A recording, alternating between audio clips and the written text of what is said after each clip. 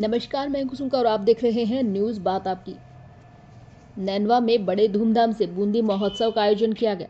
महोत्सव की शुरुआत कलश यात्रा से हुई, जिसमें बड़ी संख्या में अधिकारी व पार्षद व गणमान्य नागरिक व महिलाएं और छात्र छात्राएं शामिल हुए। नृत्य और भजन की झूमती प्रस्तुतियों के साथ कलश यात्रा नगर के मुख्य मार्गों से होते हुए राजकीय सीनियर सेकेंडरी विद्यालय परिसर में पहुंची। महोत्सव के दौरान सांस्कृतिक कार्यक्रमों में स्थानीय कलाकारों ने अपनी प्रस्तुतियों से दर्शकों का मन मोह लिया। Bureau report Babulal Sharma.